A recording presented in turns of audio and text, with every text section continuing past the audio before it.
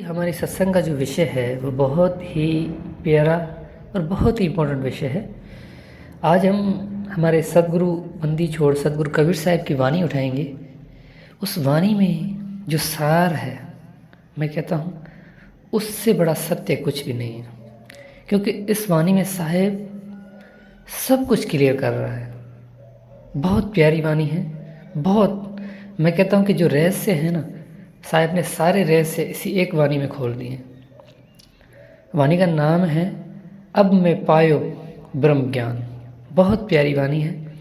आप सत्संग को पूरी सुनिएगा और आपका हृदय कहे कि जो वाणी का मैंने अर्थात किया है, जो आपका हृदय कहे कि जो बात मैं बोली है वो सत्य है, तो सत्संग को शेयर ज़रूर कीजिएगा। अगर आपका हृदय कहे तो प्रथम हम बंदगी करते हैं।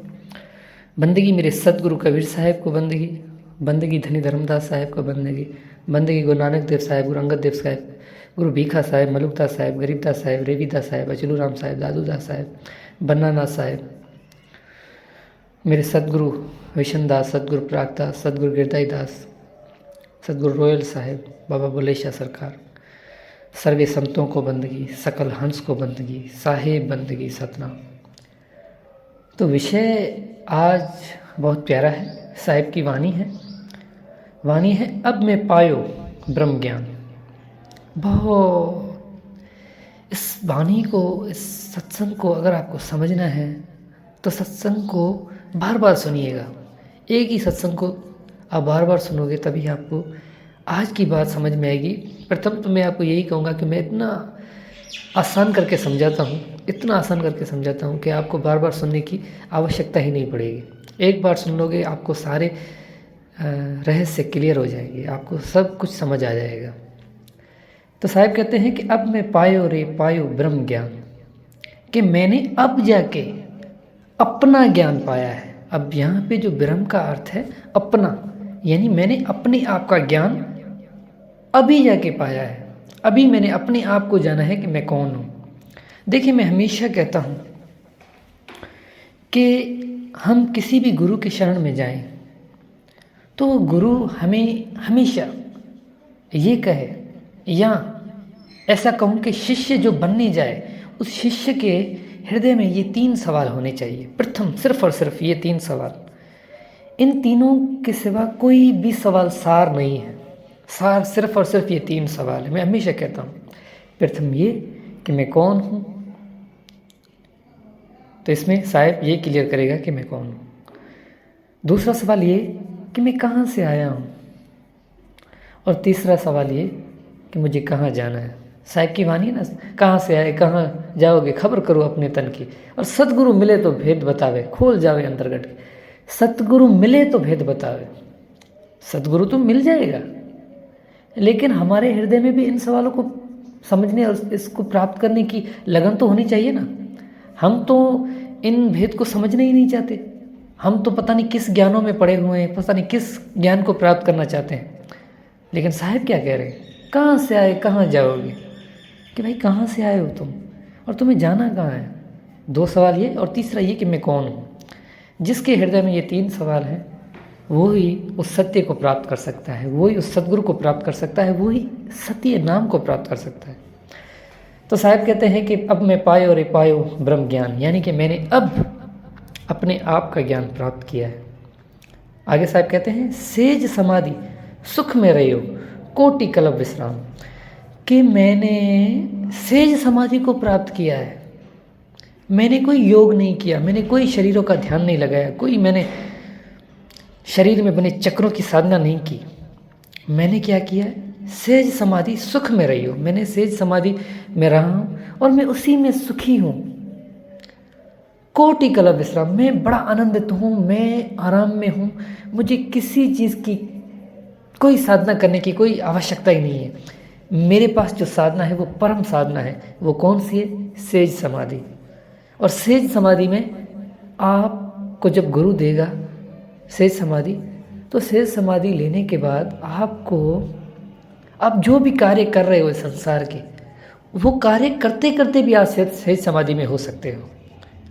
सेज समाधि ये वो समाधि नहीं है जो आप बस अपने शरीर को एक जगह पे बैठा के ध्यान लगाओ, ये वो समाधि नहीं है। सहज समाधि यानी कि आप जिस अवस्था में हो उस अवस्था में आप समाधि को प्राप्त कर सकते हो, वो साहिब की समाधि है।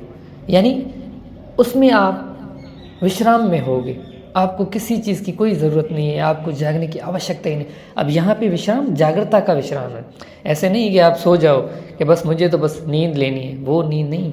यहाँ विश्राम यानी मैं जागृत हूँ, मैं नींद में भी जागृत हूँ, ये वो विश्राम है, ये वो सहज समाधि है। तो आगे साहब कहते हैं, गुरु कृपाल कृपा जब कीनी हृदय कमल विगासा, कि जब गुरु ने कृपा की, किस गुरु ने?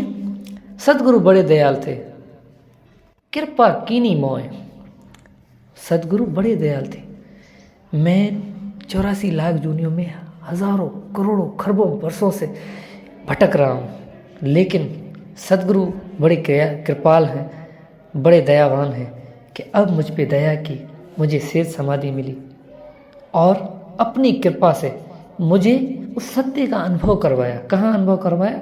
हृदय कमल विकास। मैंने अपने आप में ही, अपने हृदय में ही उसको प्राप्त कर लिया। मुझे किसी, अब यहाँ पे जो हृदय कमल, ये जो चक्रों वाला हृदय कमल जो शरीर में बना हुआ है, उसकी बात नहीं हो रही। यहाँ पे गुरु नानक देव साहब जिस हृदय कमल की बात करते हैं, आत्म ही राम, राम ही आत्म, आत्म ही राम, राम ही आत्म, चीनस गुरु विचारी, कि हमारी आत्मा भी एक हृदय है। देखिए, घट एक नहीं है, 3 प्रकार के घट हैं, 3 प्रकार के हृदय हैं। एक तुम्हारा मन का हृदय है, एक तुम्हारा तन का हृदय है, और तीसरा तुम्हारा आत्मा का हृदय है। तो यहाँ पे साहब आत्म हृदय की बात कर रहे हैं। गुरु की कृपा से मैंने अपने आप में उसको अनुभव किया, यानी कि अपनी आत्मा में। तो आगे साहब कहते हैं कि भागा भरम 10 सूजा परम ज्योति प्रकाशा, कि मेरे सारे भ्रम टूट गए, सारे भ्रम भाग गए। मैंने उसको जहाँ वहाँ अनुभव किया। अब जब मैंने उसको अनुभव किया तो अब मुझे वो हर घट में दिखने लगा। अब हर घट में ऐसा नहीं है कि पृथ्वी में भी दिखने लगा, आकाश में भी दिखने लगा। तत्वों की बात नहीं कर रहा, जड़ की बात नहीं कर रहा, आत्म स्वरूप में, क्योंकि आत्मा सब घट में है। अब आत्मिक स्वरूप के द्वारा वो सब में देख रहा है। उसे लग रहा है कि मैंने जो अनुभव किया ये तो इसके पास भी है, लेकिन बस ये उसको प्राप्त नहीं करना चाह रहा। साहब कहते हैं ना कि घट घट मेरा साइया सुनी सहज न कोई, बलहारी वहाँ घट की जहाँ घट पर घट है, सबके घट में, वो सबके पास है, लेकिन बलहारी वहाँ घट की जहाँ घट पर घट होए, बस उस घट पे बलहारी जाना है। अब जिसने उसको अनुभव किया है तो उसे तो सब में दिखेगा ना। यहाँ पे साहब उसकी बात कर रहे हैं, भागा भ्रम 10 सूजा परम ज्योति प्रकाशा, यानी मुझे तो अब यहाँ पे जो प्रकाश है वो ज्योति वाला प्रकाश नहीं, जागृता वाला प्रकाश, कि मैं जागृत हो गया हूँ, मैंने उसको अनुभव कर लिया है सदगुरु की कृपा से, सदगुरु की दया से। तो अब मुझे वो सब में अनुभव हो रहा है, सब में दिखाई दे रहा है। तो आगे साहब कहते हैं कि मृतक उठा धनक कर लिया काल अहेरी भागा, कि मुझे सोते हुए को जगा दिया। जब मैंने अनुभव किया तो अब मैं क्या बोलूं, मृतक उठा धनक कर लिया काल अहेरी भागा, कि काल भाग गया। साहब कहते हैं काल के सिर पर पैर रख, सदगुरु का उपदेश साहिब आंख पसार के ले चले अपने देश। यहाँ पे साहिब इसकी बात कर रहे हैं, मृतक उठा धनक कर लिया काल अहेरी भागा। तो आगे साहब कहते हैं उदय सूर्य निष्किया प्योना सोहत थी ना जागा, कि मेरा सूर्य उदय उसी दिन हुआ। वैसे तो देखें सूर्य उदय डेली हो रहा है, आप डेली जो भी कार्य है कर रहे हो, सूर्य अपनी टाइम पे अपने समय पे हो रहा है, सुबह हो रही है, शाम हो रही है, ये तो होता रह रहा है, चल रहा है ये कार्य। लेकिन मेरा सूर्योदय कब हुआ? जब मैंने उसको अनुभव किया। अविदत अकल अनुपम देखा कहता कहा ना जाई, मैंने उस अविदत को देख लिया है जिसको कोई देख नहीं सकता, अक्ल वाला तो उसको जान भी नहीं सकता। मैं सत्य कह रहा हूँ, ये बातें बताने वाली नहीं है, ये समझाने वाली नहीं, ये सार है। बस आपको उस सार को पकड़ना है। जो बातें बता रहा हूँ ये बस थोड़ी थोड़ी इनमें जो सैन मिल रही है उसको पकड़ना है। लेकिन ये आपके अकल में समाने वाली बातें नहीं है, ये हृदय में समाने वाली है। तो आगे साहब कहते हैं कि अविदत अकल अनुपम देखा, कहता कहा न जाए। मैं तो उसके बारे में कुछ कह भी नहीं सकता। जैसे साहब कहते हैं कि आत्म अनुभव ज्ञान की जो कोई पूछे बात, जैसे गूंगा गुड़ खाए के कौन मुख कहवे स्वाद, कि उसकी तो कोई व्याख्या कर ही नहीं सकता। तो आगे साहब कहते हैं कि सैन करे मन ही मन रहसे, गूंगे जानी मिठाई। यानी एक सैन है, बस उसको जानना है, उसको समझना है गुरु के द्वारा, सदगुरु के द्वारा, जो गुरु आपको वो सैन दे देता है। जब उसको आप अनुभव कर लेते हो तो वो एक गूंगे की मिठाई है। जैसे गूंगा किसी मिठाई को खाए और उसके आनंद ले, लेकिन उसको बता ना पाए कि ये क्या चीज़ है। पूप बिना एक तरवर हटिया, बिनकर तूर बजाया, नारी बिना नीर घट भरिया, सेज रूप सो पाया। कि बिना बीज के एक मैंने दरखत देखा। यानी यहाँ पे आत्मा की बात हो रही है कि आत्मा अजन्मा है, वो किसी की बनाई हुई नहीं है, ना उसको कोई उत्पत्त कर सकता है, ना उसे कोई मार सकता है। गीता में भी यही लिखा है कि आत्मा अजन्मा है, ना उसे कोई मार सकता है, ना एक अग्नि में उसको जला सकते हैं, ना पानी में उसे डुबो सकते हैं। यहाँ पे वही बात हो रही है, साहब समझा रहे हैं। नारी बिना नीर घट भरिया, कि बगैर नारी के, यानी कि उसकी उत्पत्ति किसी माँ के गर्भ से नहीं हो रही, उस सत्य की। साहब कहते हैं साहेब सबका बाप है, बेटा किसका नहीं, और बेटा होके जन्म या सो तो साहेब नहीं। यहाँ पे आत्मा परमात्मा की बात हो रही है कि वो तो सबका बाप है, कि वो माँ के गर्भ से आने वाला नहीं है। सेज रूप सो पाया, वो तो हमेशा जहाँ है, जैसा है वैसा ही है, वो सेज स्वरूप है। ये बात आपको तब समझ में आएगी जब आप उसको खुद अनुभव कर लोगे। तो आगे साहब कहते हैं देखत कांच भयातन कंचन, बिन बानी मन माना। देखत कांच भयातन कंचन, कि मैंने जब उसको अनुभव किया, जब मैंने उसको देखा। अब यहाँ पे जो कांच का बात है ना, यही तो बड़ा रहस्य है। मैं हर चीज़ क्लियर नहीं करता। अच्छा, मैं बता दूंगा, मेरी तो एक आदत है, मैं रहस्य छुपाता ही नहीं हूँ। जो मेरे मुंह में आता है मैं बोल देता हूँ। और बड़ी बात ये भी बताऊँ कि मैं बोलने के बाद मुझे ये भी याद नहीं होता कि मैंने क्या बोला था। बस जो आता है हृदय में मैं बोल देता हूँ। तो यहाँ पे साहब कहते हैं देखत कांच भयातन कंचन। अब यहाँ पे कांच, कुछ बातें थोड़ी छुपानी चाहिए, यहाँ पे थोड़ा ये रहस्य छुपाते हैं। आगे चलते हैं। तन कंचन बिन बानी मन माना, कि मैंने जब उसको अनुभव किया, किसको ये नहीं बता रहा। यहाँ पे वो रहस्य बता दिया है साहब ने। आगे साहब कहते हैं कि बिन बानी मन माना, मुझे किसी बानी के प्रमाण की जरूरत ही नहीं है। बिन बानी मन माना, मैंने मान लिया है कि यही परम सत्य है। वाह साहब वाह। उड़िया व्यंगम खोज न पाया, ज्यों जल जल ही समाया। कि मैंने व्यंगम चाल को अपनाया, मैंने पक्षी की चाल को अपनाया, अपनी सूरत को एक जगह से दूसरी जगह पे लगाया। यही तो बात बाबा बुल्ले शाह ने अपने मुर्शिद सूफी शाह इनायत से कहा था कि बाबा मुर्शिद जी रब नु की में पाइए। बाबा बुल्ले शाह कहते हैं अपने मुर्शिद सूफी इनायत को कि मुर्शिद जी रब नु की में पाइए। बाबा बुल्ले शाह को मुर्शिद कह रहे हैं, उनके गुरु कह रहे हैं कि बोलिया रब दा की लेना, इत्थों पढ़ के इत्थे लाना। यानी एक जगह से हटा के दूसरी जगह में लगाना है। यहाँ पे व्यंगम की बात हो रही है।